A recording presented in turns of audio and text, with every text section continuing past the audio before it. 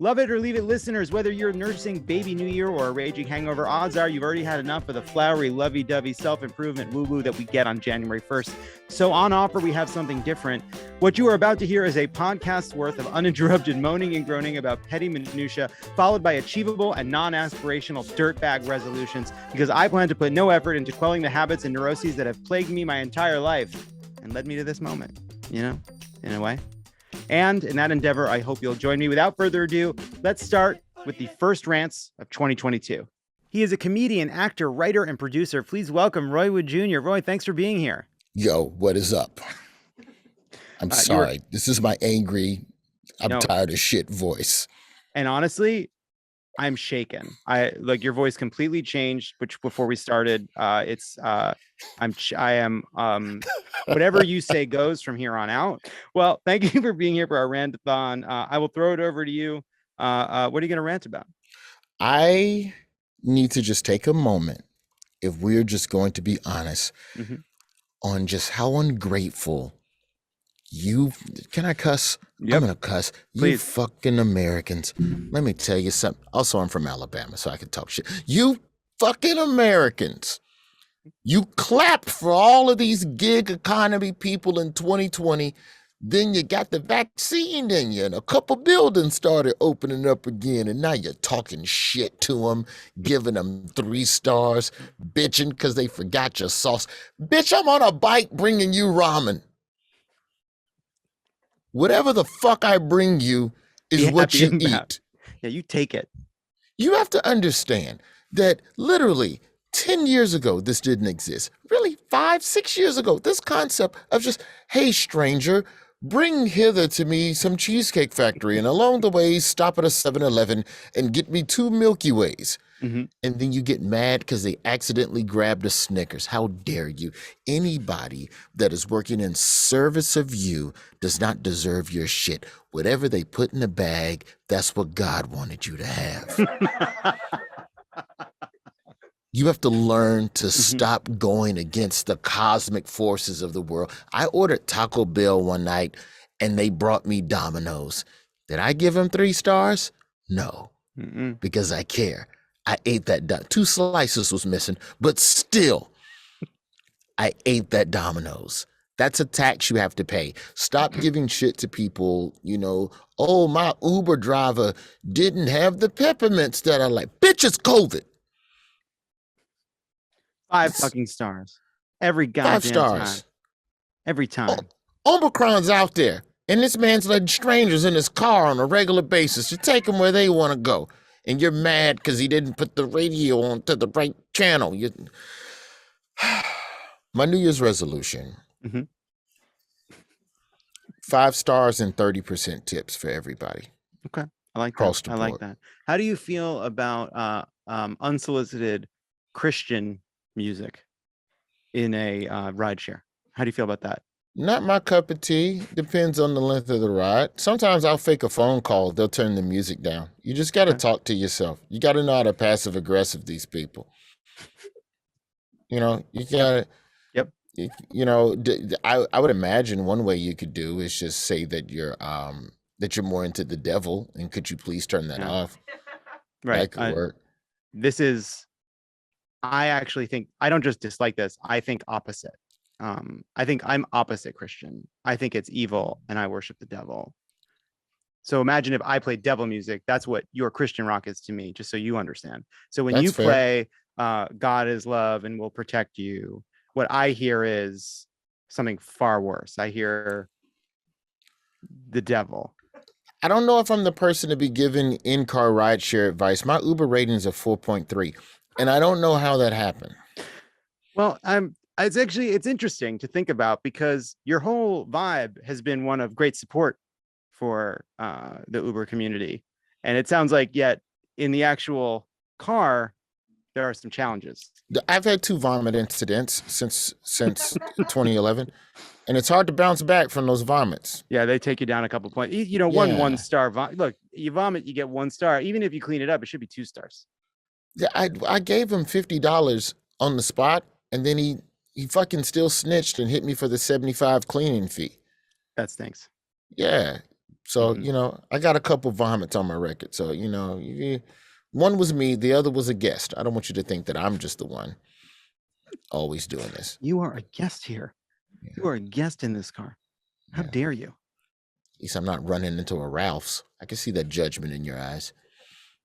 Listen, respectfully. My take on puking is you gotta like kind of roll down the window and like act like you're just getting some air and do a kind of a silent. You gotta be a kind of stealth.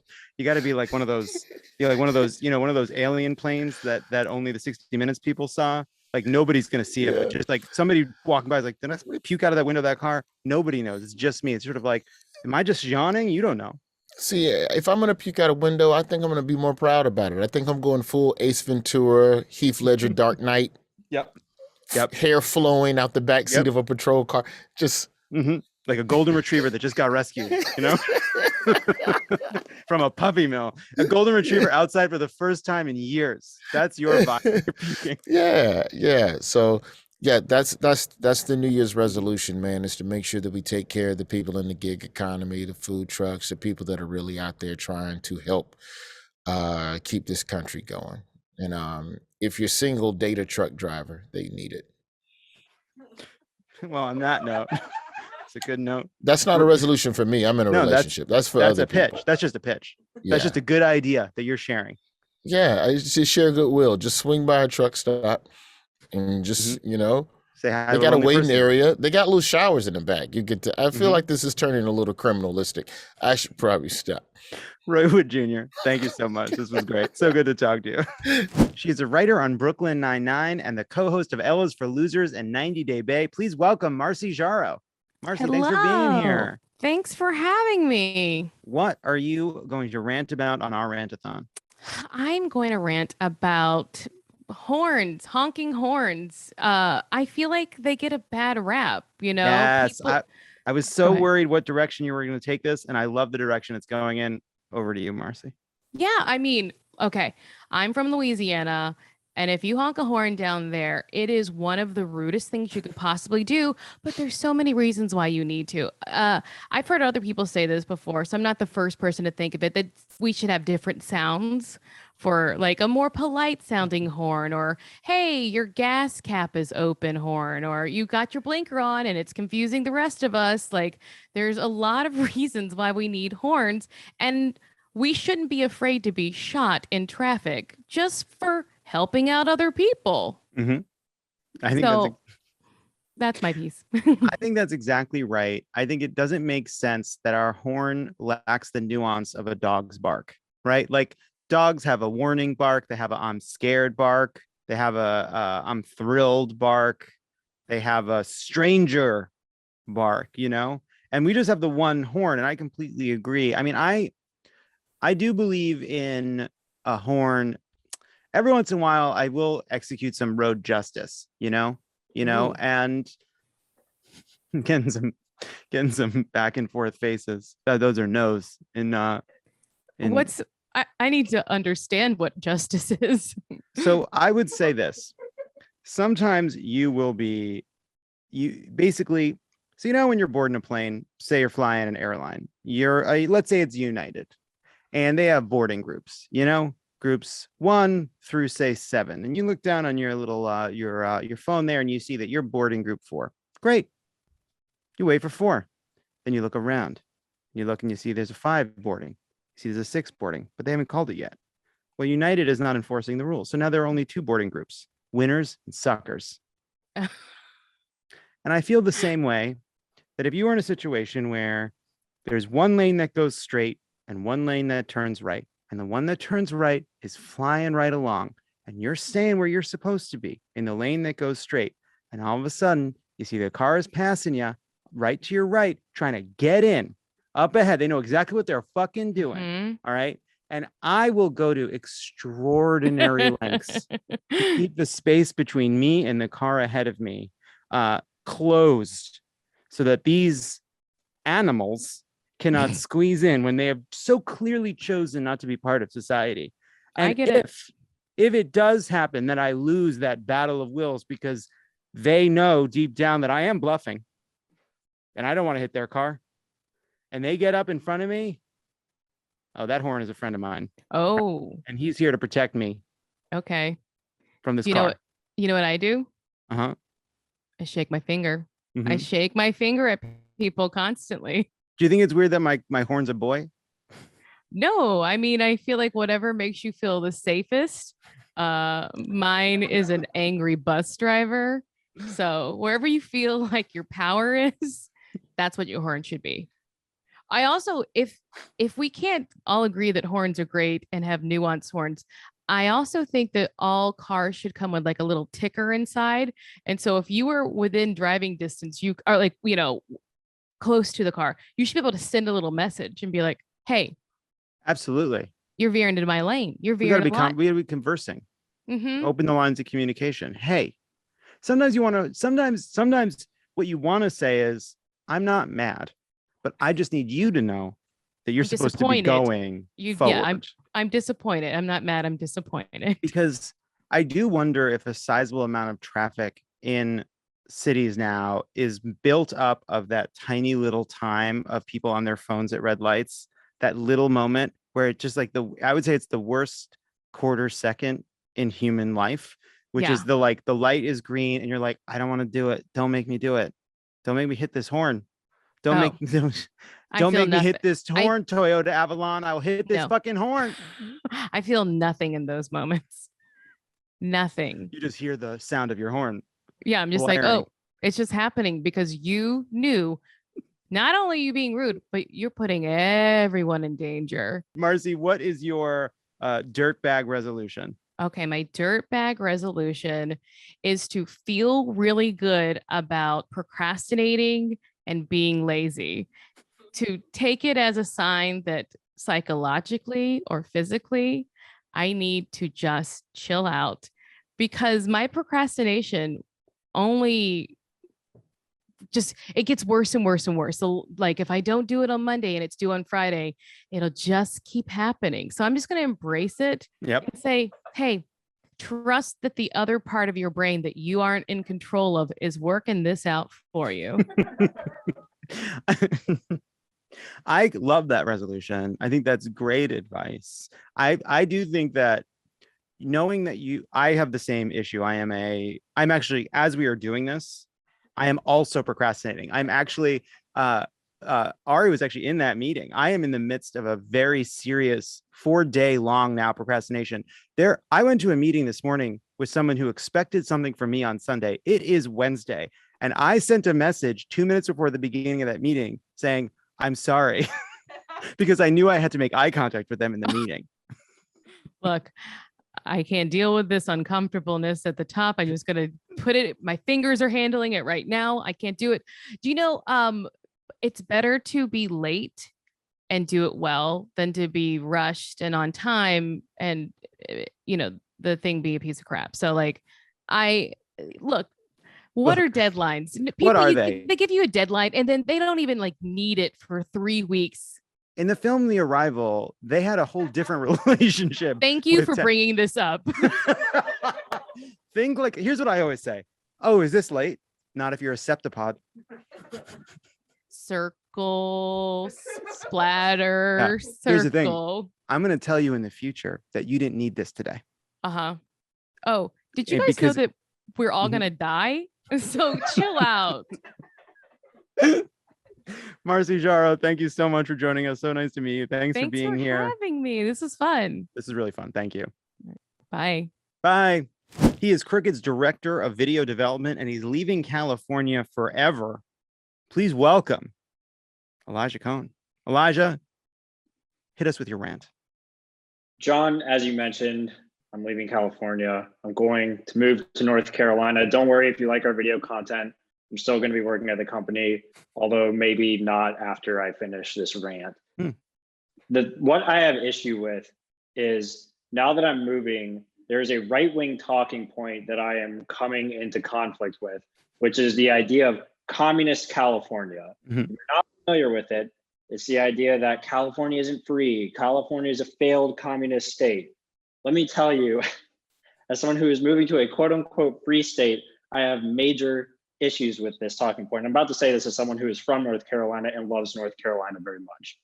John, when I moved to California, I want to tell you about the first time that I walked into a grocery store because my mind was absolutely blown.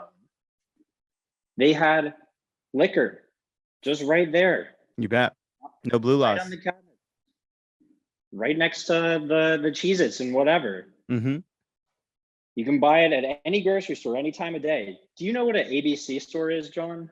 What's an ABC store, Elijah? An ABC store is what they have in North Carolina. It is a state-run liquor store. The liquor industry in North Carolina is a state-run enterprise. If you want to buy liquor, you have to go to a special store that is closed a lot. It's closed on certain days of the week. Not being able to buy liquor anywhere I want, anytime I want, is a huge tangible loss of freedom for me. Number one, quite literally communism over there. Number two, you know how many weed stores there are within walking distance from my apartment currently, John? I want you to know something. In all the conversations we had about you moving from California to North Carolina, it is not occurring to me until this moment that there is an implication related to what you're about to say. There are 3 weed stores within walking distance from my apartment, John. And well, that's great. There must be, North Carolina, if you're moving to a place that has lots of freedom and they don't have, Democrats, socialists, communists, there must be weed stores. There must be 5 or 6 weed stores in walking distance from your new home in North Carolina. No? John, there are 0. They're not within driving distance. Wow. Weed is illegal in North Carolina.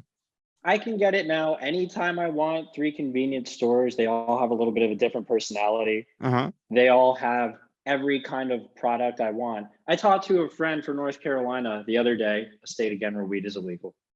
And they told me they had to choose between not getting high and going to their dealer's house and listening to their dealer talk for an hour. So Elijah, Sophie's it sounds choice.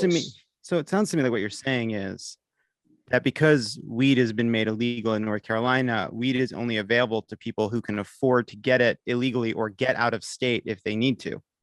And otherwise, That's the people correct. that live in that state don't have that kind of freedom.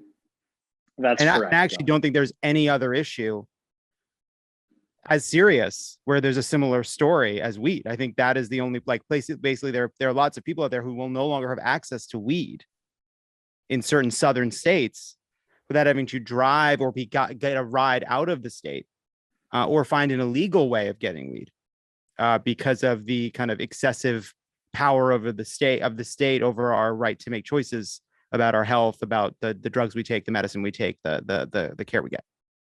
John, you're hitting on something here, which is my inability to thread the needle on more serious issues that were initially part of this rant.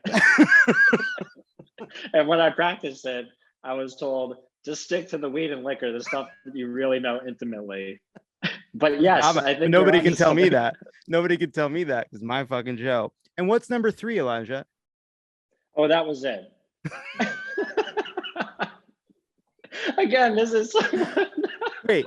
who is from North Carolina, loves North Carolina. I mean, if I wanted to pick a third one, it's just the elephant in the room is, metaphorical elephant in the room in a couple of ways, is that I just have to be around a bunch of fucking conservatives, which is going to drive me crazy. Well, Elijah, I know this is all in good fun, and I've said this before, I'll say it here. You're making a mistake by moving to North Carolina. You should stay in California, and this is a kind of a big life decision that I think you're making after the pandemic at a weird moment of transition for you in your life, and I think it's a mistake, and I think you'll regret it, and I think you should not move. I think that's a fair analysis, and I look forward to you giving me that feedback again in a very graceful way a couple of months down the line. Yeah, no, good luck with the sushi. Elijah Cohn, everybody. Thanks, John. She is a stand-up and writer on this very podcast. Please welcome Pallavi Gunalan. Pallavi, thanks for being here. Thanks for having me. I'm excited. Let's welcome. Huge fan of the show. All right. I didn't approve this. All right. Pallavi, what is your rant for our rantathon? My rant is about when people ask to split a bill evenly, but they didn't order evenly. This is a problem of the 1%. Every friend of mine who isn't rich doesn't do this because they're considerate. And this is like, it's ridiculous. If it's so inconvenient for you to split a bill, why did you get your Ivy League education? That's all I want to know. Like, just say you don't want to be friends with people in other socioeconomic classes. That's all you're doing, is making it more uncomfortable for other people. I used to live in San Francisco, and I used to be friends with a lot of white people in tech. And every time they'd want to hang out, they'd insist we go to a fancy new restaurant because they're a foodie, which, by the way, is not a personality. Okay. So I'm already buying my way into a friendship. There's a membership fee for this roaming country club, and I get there and the meals would be tiny little fucking portions of food. So I'd have to plan in advance to hang out with these friends. I'd have to plan to have a first supper before a second supper, like some kind of diversity hire hobbit. Okay. I would have a burrito before my burrata. All right. And then after all of this inconvenience that you have unknowingly done to me, we can't split the bill according to our tax bracket because it's just a bit of extra thinking for you. Like, I'm a vegetarian, all right? One time I went to a fancy ass steak restaurant with all of my friends and they all wanted to eat fancy steaks. I got a fucking glass of water and a salad, okay? And just as we were handing in our cards, one of my friends, right as I was about to be like, oh, can we just pay for what we got, like non-psychopaths? She was like, when I was a waiter, I hated it when we didn't have to, we would be asked to split the bill unevenly.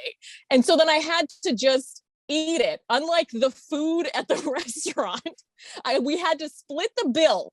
I was at this fancy fucking meat restaurant that couldn't afford Spotify Premium, John. There were ads. There were commercials in a fancy steak restaurant, and I cannot think of a better analogy for inconsiderate rich people who force you to split the bill with their cheap asses.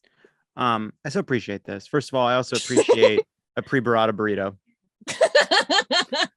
I also there's a real social dilemma that happens, which is, so this would happen to me a lot because you've met me. I think alcohol is the old economy. I think weed is 21st century. What was this, made in a cask? Benjamin Franklin drank this. We don't need to do this anymore.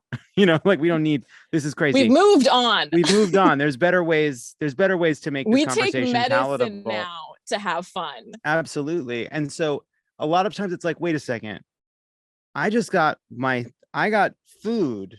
I didn't participate in this socially acceptable drug taking session that is ordering drinks at dinner, and yet here we are splitting the bill. But then there's another issue here, which is there's an uncomfortable other alternative which you don't want. And I know exactly, it's like, okay, so let's say you weren't super hungry, you got a sandwich, you go out with people, they got steak, salads, and drinks, right? You say, I don't want to split it. And then at the moment, there's a moment where it's like, oh, no, let us just get your sandwich because we got so much more. And then you feel bad. You're like, no, I'm not looking to be taken out to dinner. I just want everyone to walk away. I want everyone made whole tonight. You know what I mean? Yeah. Let's just walk away. But you know what? I think we need to start leaning into this. We need to start leaning in and be like, yeah, and pay for my Uber to get here. Okay. We need to teach them a lesson. Now you're becoming the villain. Now you're just the villain in this story. A little bit. It means nothing to them, John. Should we get a bottle of wine? No, it's gross. It's just bad grape juice. What are we doing here? I want a Diet Coke. When they pick a restaurant that requires like a prefix menu that's like $75 and no warning, you like that? Yeah. We're never getting dinner together. I want to make one other point. Which is unrelated, and I've made this before. I'll say it again. A dinner party is just a restaurant that serves one fucking thing. All right. Oh yeah. And you have to bring wine anyways. You're still buying dinner. It's just, can't we meet at a restaurant? We can each get something instead of the thing you learned to make. There are professionals that do this. This is like, I feel like this is coming from someone who doesn't cook a lot. Doesn't cook at all, actually. See, I would love a dinner party because I have friends who are like amazing at baking and cooking, and it just feels different when it's home cooked. Mm-hmm. Yeah, and you have to see how good it is. Yeah, no, I definitely. Okay, you're saying the negative things. I'm saying the positive things, but you're acting as though I'm agreeing with you. No, I am on the same page as you. You want your friends to either cook for you or take you to dinner, and those are the only acceptable options. I'm on a hunger strike unless someone is feeding me. Thank you for that rant. Pallavi, what is your dirtbag resolution? I used to read a lot when I was a kid, and then I started reading like textbooks, and then I just stopped reading. And I'm trying to read again, but in a way that I don't learn. You know what I mean? Like in a selfish way where I'm just having fun. It's as effective as television, but it's probably something I can talk about with people less. I just want to do selfish things for me in that way. I love that. Selfish reading. Selfish reading. Pallavi, that was great. Thank you. Thank you so much. She is a comedian, writer, and star of Don't Reach in the Bag and host of the War Report podcast. Please welcome Shalewa Sharpe. Thanks for being here. Thanks for having me. Thanks for being part of our rant-a-thon. I'll throw it over to you to rant about, I don't know what. I'm excited to find out what it is. I would like to rant today and many days about cookies. Cookies disappearing in particular. When I'm stressed out, I tend to turn to cookies. And I recently I got reacquainted with an old favorite, Vienna fingers. Oh, and speaking my language. Yeah, I love it. It's a simple, clean cookie, a very minimalist cookie. And so I got some from a store. Great. I went back. They weren't there. No problem. I'll go to another store. I went to another store. They were not there. Starting to worry. I go to a third store. Not there. And then I get the fear, this fear bubble in my chest that they had been discontinued.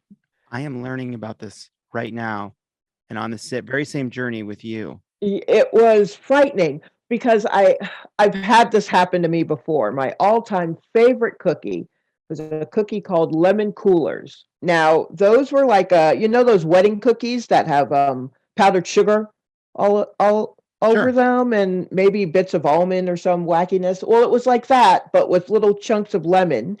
And those saw me through high school and most of college. I say most of college because college was just a year for me. But but it helped me get through that year. And I had a lemon cooler box top in my high school locker. Like that's what I was known for. You're a huge fan. Cookie. Huge fan. It was a part of your identity. I loved them so much. And then they just disappeared.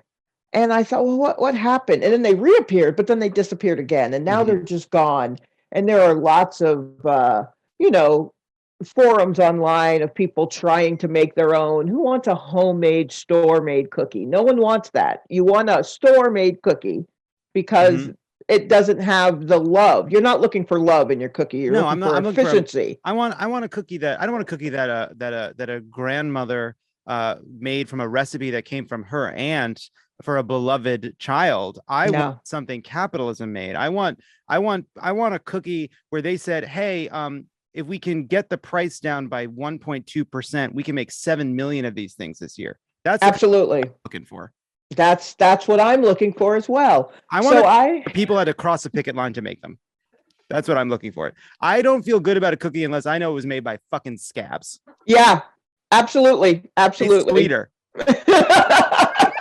So I thought that's what was happening with Vienna fingers, and I thought, oh no. And then they appeared,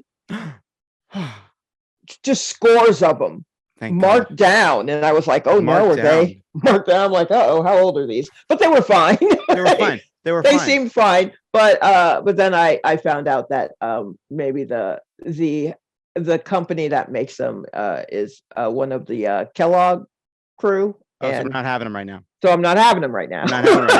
Well, you know what? I was worried because, I see, look, the lemon cookies, that sounded pretty sophisticated. Mhm. And I find often that if you're not careful, like a Vienna finger, it is just on the edge. It is just sophisticated enough that America might say, no fucking more of these things. Right, right. They're not sweet enough. These are not enough like Oreos. Get these off of my shelves, because I love Vienna fingers.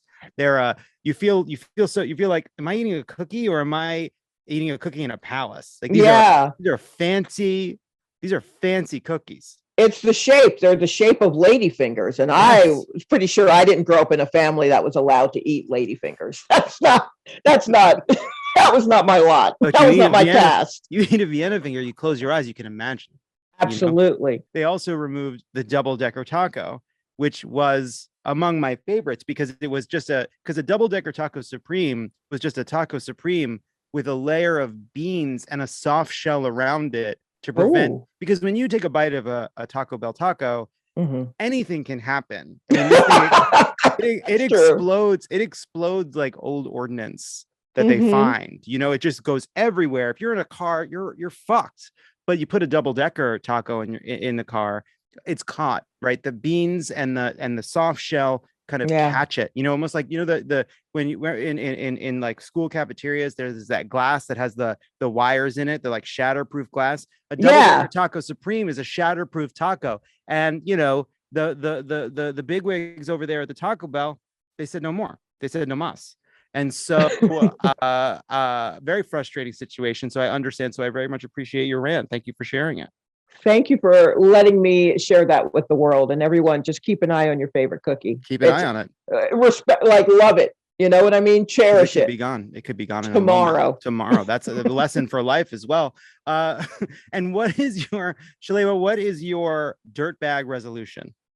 You know what? I am going to start saying the stuff that I say behind your back to your face. Nice.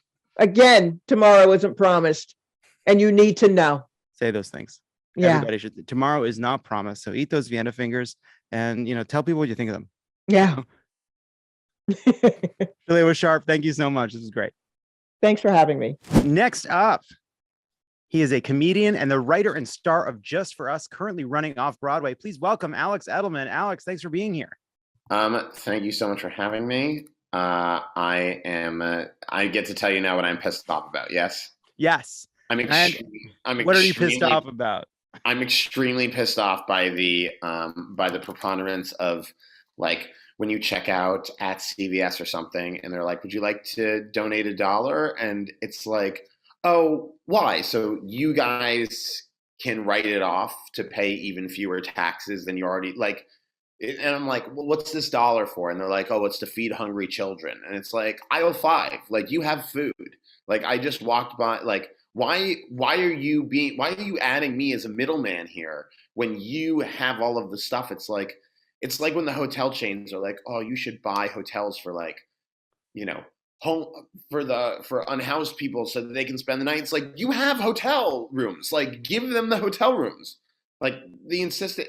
It's like Coca-Cola's like, how about you recycle? It's like, no, how about you recycle? Like, I am producing very few plastic bottles on my own every single day. Like, the companies are gaslighting us, like, into spending money to ameliorate their, like, crimes, and it's absolutely infuriating, and they can do so much more than we can, and I just wish somebody would, I do find it very, there's something about at the very end of the transaction basically being offered an opportunity to either contribute via a charitable mechanism we have no information about through CVS, or feeling guilty for not doing it.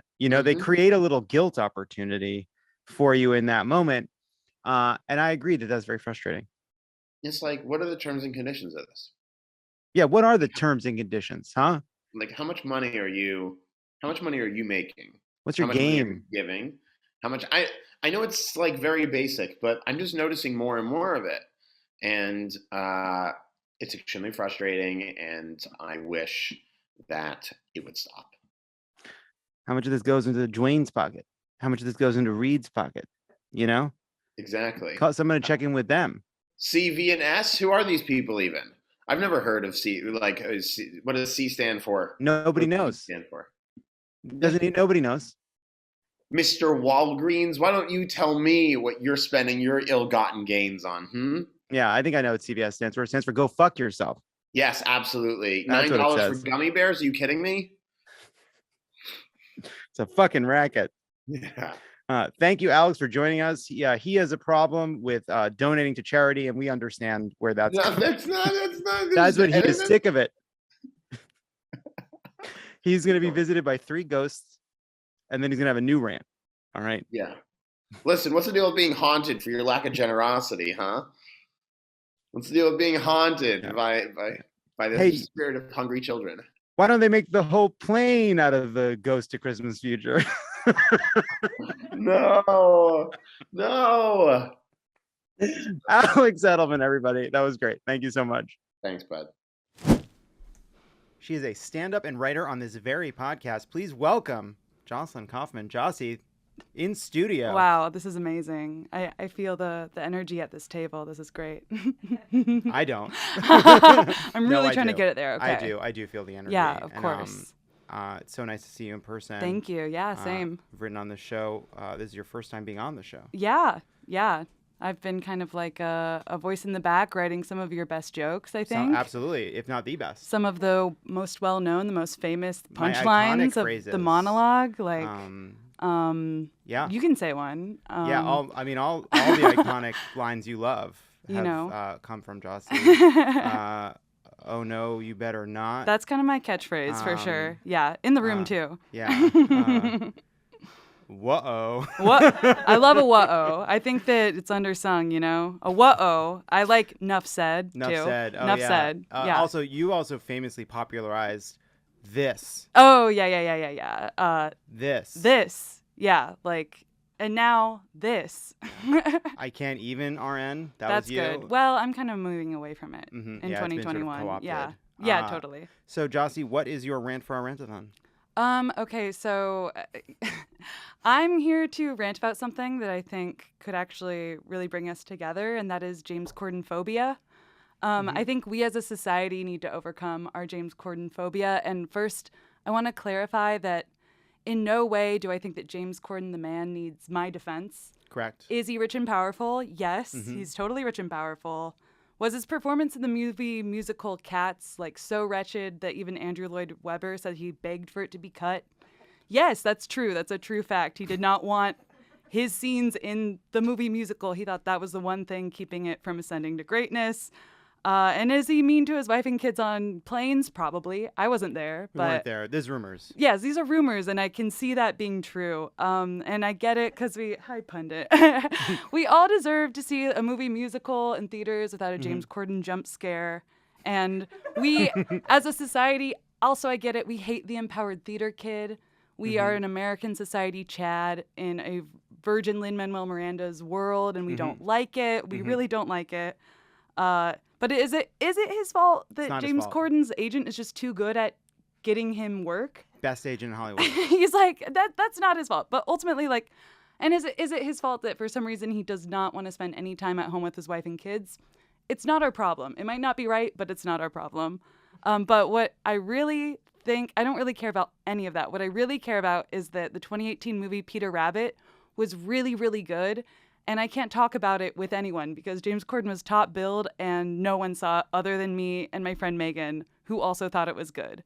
And okay, I see this is not very important to anyone but me. But okay, James Corden voices Peter Rabbit in one of the best performances of James Corden's career because you can't see his face. You can't see his physicality. All you can see is kind of his pithy wittiness animated into a CGI rabbit's body who's very soft.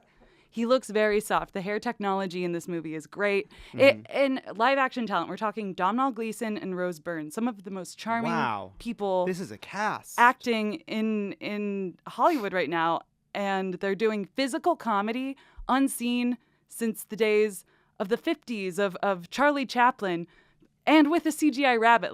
Domhnall Gleeson showed up to set acting with a tennis ball on a broom, and he did a great job. There's a scene where he steps on a bunch of rakes and they all hit him in the face. Wow, that is And it's exactly really what funny. I think of when I think of physical comedy. It's really funny. Rose Byrne is a delight. Sia voices a horny hedgehog. All these things are true about this movie. It's so good, and I can't talk to anyone because no one wanted to see it because it's 2 hours of James Corden talking. And you know what? I'll say this.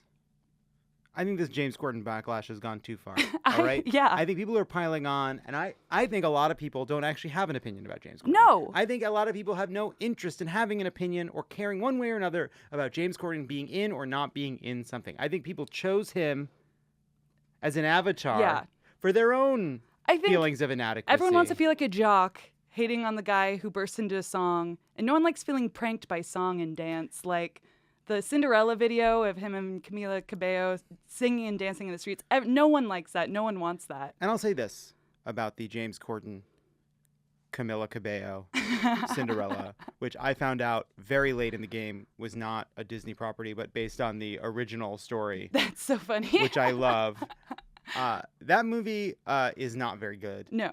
And it does something that I find a little bit, it speaks to the kind of cultural rot of this era, which is she sings a song about starting a small business, which is if it's 1,000,000 to 1, while never examining the consequences of living in a society when her success at being a dressmaker is a 1 in 1,000,000 shot, thereby implying that if she does in fact succeed and becomes a dressmaker in this horrible world, 999,999 others will have to fail so that she can be 1,000,000 to 1. Like the song should be, it shouldn't be 1,000,000 to 1. It should be 3 to 1. It's still very sad. It's a sad world that she's living in. Like, okay, you're a dressmaker in hell. Fine, you did it.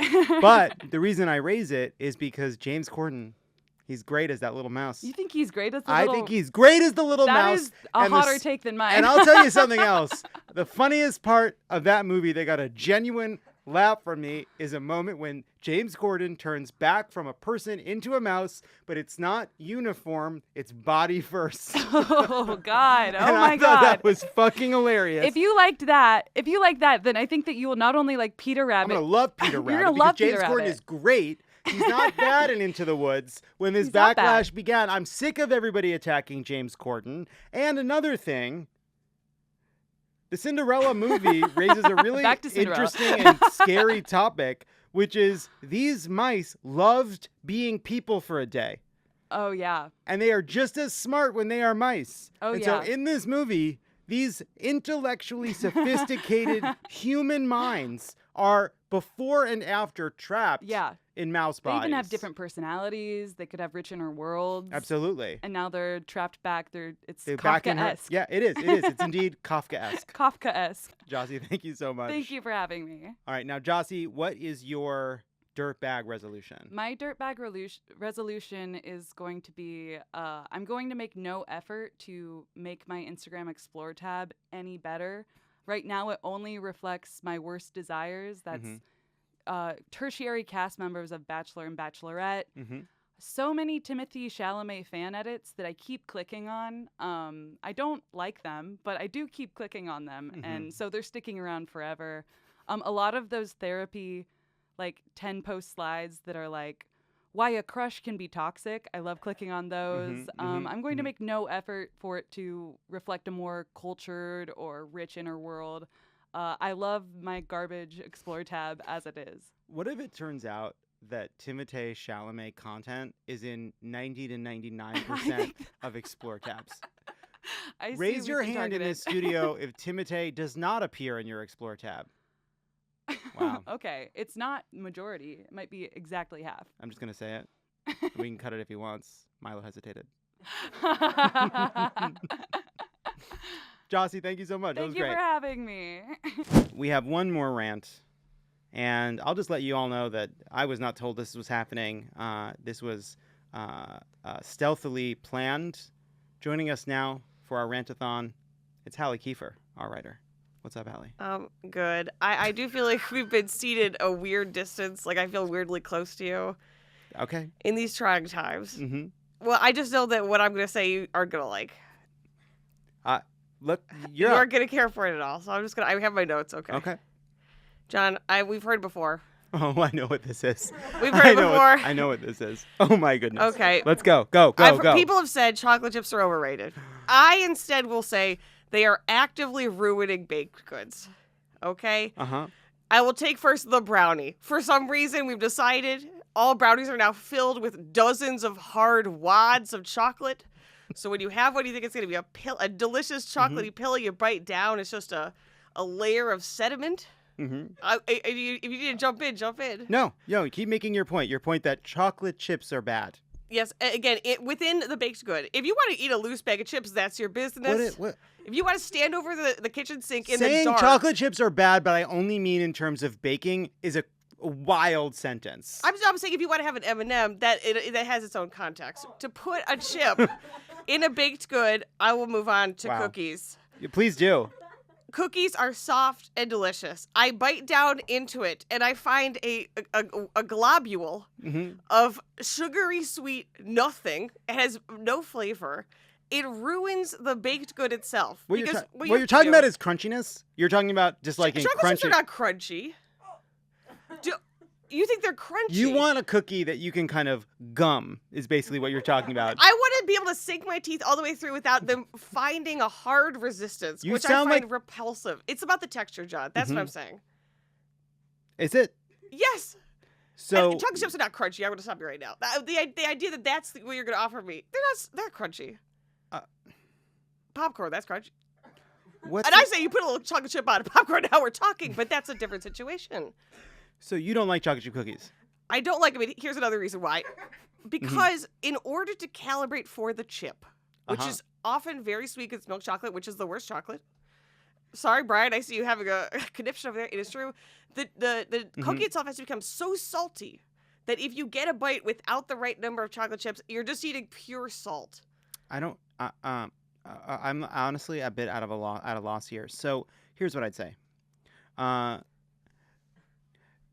I don't feel as though I should expel any of my precious time on this planet, the life force I try to bring into this show, the words that I can marshal to say any kind of a defense of the institution, beloved institution, of the chocolate chip cookie.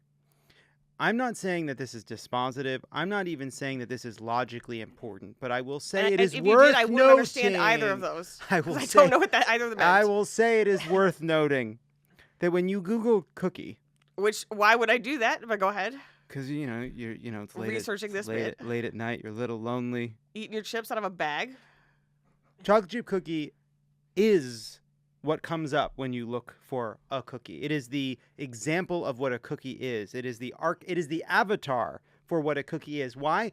Not because people hate it, but because it is so beloved and so delicious and such a perfect delivery system for sweet and salty deliciousness that it has become what we think of when we think of cookies. This is a bit like saying, I love ketchup, but nothing that Heinz makes. Which I'm sure is something that someone could say on this show. Yeah, and they'd be kicked the fuck out of the studio because it's nonsense. Because ketchup is Heinz. Heinz is ketchup. And what am I talking about?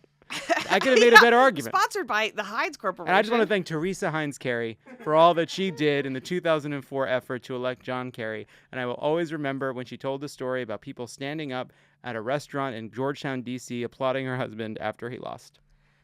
I think it is very telling that in order to defend the cookie, one must go so wide as to cite the history of the world and the country.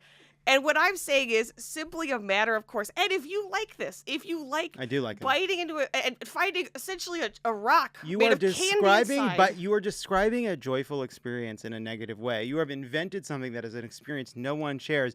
Listen, we all know how much it sucks to eat chocolate chip cookies. Am I right, ladies? There is at least one lady in the room who agrees with me, and two. If that's true, if I am speaking into existence an experience of the world that has never been experienced before, then I am even more happy to share it with you that you might know the alternative. And it's... Mm-hmm. I'm just saying. So can I ask a question? All right. Absolutely. You can ask as many questions you want. I've got more points, but go ahead. I have a question. Great. I'm gonna do this in parts, and I'm not asking. I want you to be honest. All right, this is not to push us in one direction or another, but it is a sincere question. Okay. You at least admit here at this table that the chocolate chip cookie, even if it's wrong, even if you're completely right about the fact that it's terrible, But I'm you're bored with not. this so far. Yes. Is the classic first option for cookies, right? Like if someone's gonna just Absolutely. I absolutely, and that's entirely why I wanted and to you voice know this it's not, rant. and I hear that, and you know that if someone says, "Hey, do you want a cookie?" The most likely cookie they come back with is a chocolate chip. It's the most common cookie you can get basically anywhere. It is the example cookie. If let's say we live in your version of society, and Which some I do. hope we don't. I really hope we don't, because I feel as though you're doing to baking like what the Harkonnen did to Arrakis. You're going to have to give me a more context. I haven't seen the movie, and I just tried to read the book, and then there's swords in it. And I was like, you're in space. I got to stop you right there. Can't have point- both, swords or space. That's another rant, though. Don't mix the flavors. point I'm making is, if we don't have the chocolate chip cookie anymore, what is the normal cookie? Is it oatmeal raisin? Is it sugar cookie? What is the first cookie that comes out in the your cookie world? What I'm saying is, in my fantasy of what the world could be, there is no hierarchy. We don't have to have the number one. We don't have to have the leader of the pack. They're all valuable, except, of course, the chocolate chip cookie. And here's another problem, because Brian is slacking me during this rant. So my point about milk chocolate chips is that the cookie has to be too salty to balance them. When you have a dark chocolate chip, the cookie is then very sweet. So then every bit, you are now in charge. Hold on a second. experiencing it. Hold on a second.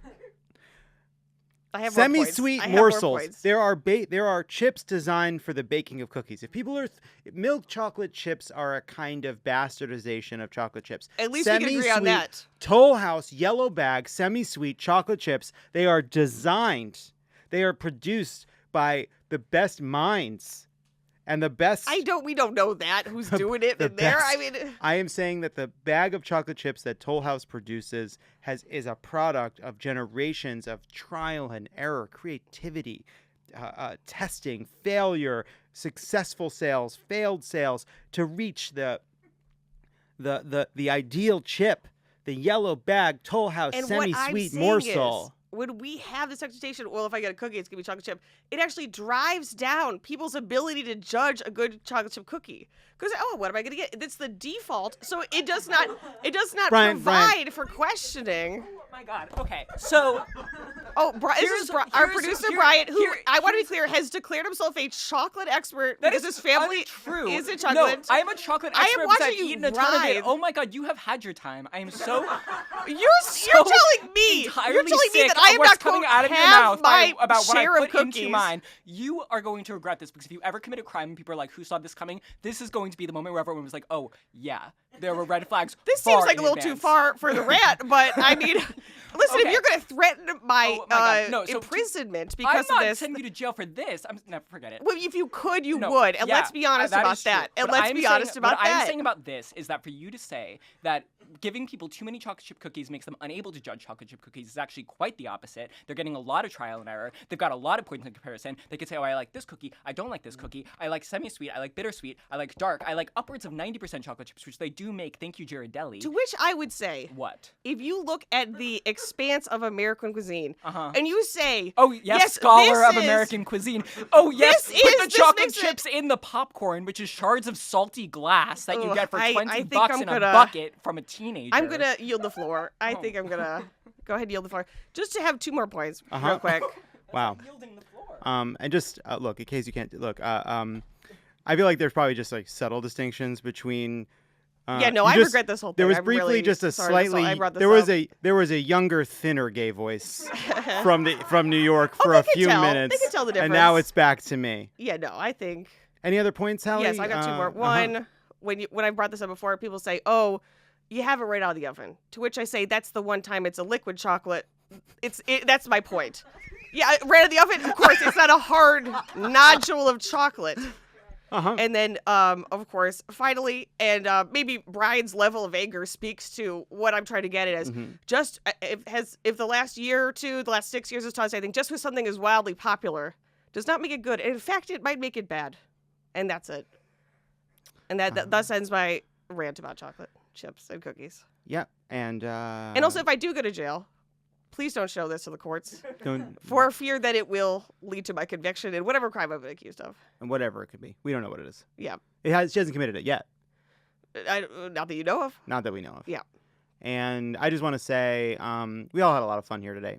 And I want this to be a place where people can share even opinions that make some people uncomfortable. Because, like, I don't believe in cancel culture. Thank right? you. I really appreciate that. I think this has to be a place where people can come in and speak their minds, even if it makes people angry, even if it makes people upset, even if it's one of the stupidest fucking things they've ever heard in their whole life. Yes, even absolutely. if it is so fucking dumb that it makes you want to tear out your hair when you hear. Some people may have during this when rant, you can't listening at home. unhear it, when you can't unhear it because the point is so fucking stupid and outrageous, designed to elicit a response.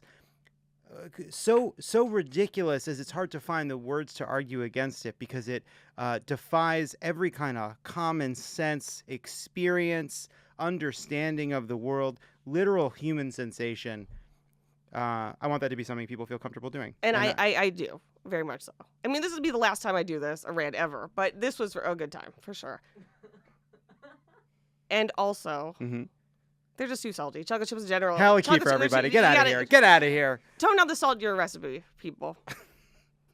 That was awesome. Oh, my goodness. Terrific. Feel good about that? Yeah. Should we do it one more time? Just for safety? Yeah. Yeah, if you could leap across the table, Brian, that would be better. That was so fun. Let me just do the TikTok. I just want to do a dirtbag resolution. Oh, yeah. And Halle Kiefer is here with her dirtbag resolution. I just want to say that I am committed to downloading TikTok again. Yes. Because I deleted it thinking I've got other things going on. It turns out I don't. Nope. And every day I open my phone and I go as if to open it, and then I look